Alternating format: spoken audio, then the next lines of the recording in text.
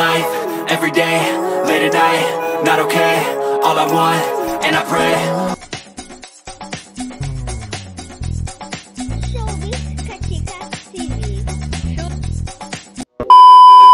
Hello mga kachika! Kahapon nga January 31, 2024 ay very successful nga ang launching ng My Sassy Girl movie nila Tony Gonzaga at Pepe Herrera.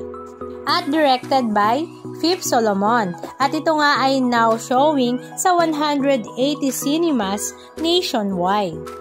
At nakakatuwa nga talaga namang full support nga ang mga kaibigan nila Tony Gonzaga at Pepe Herrera sa showbiz industry.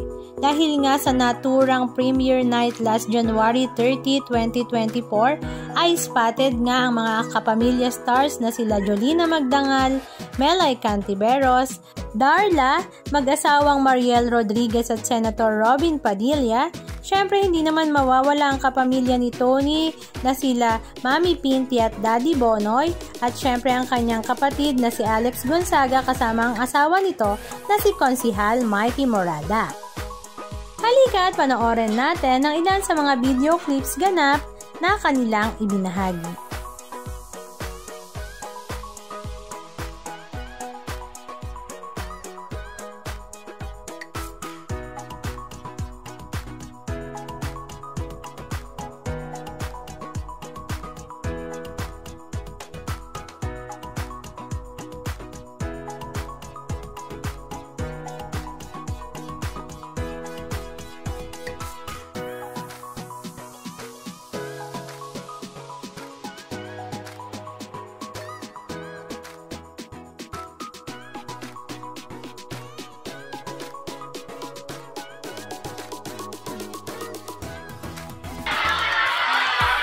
O share na lang ha. Mali ka ako siya.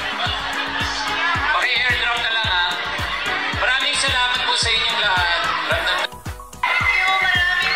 salamat po sa lahat ng mga kaibigan namin sa mga malalapit sa aming puso na nakarating ngayong gabi.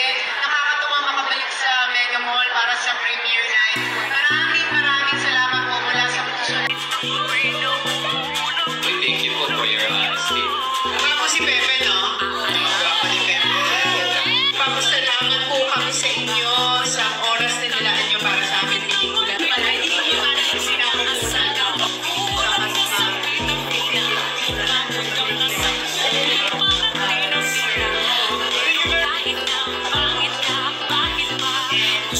selected and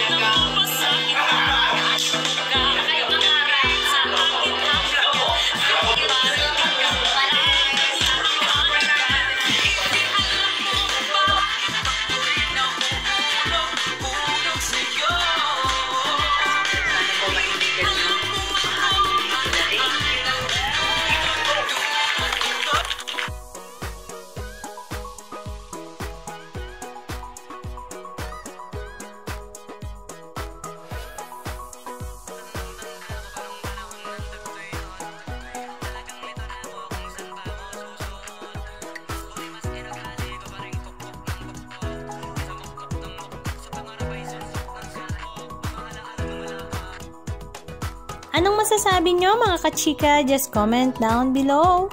And please don't forget to subscribe. Thank you!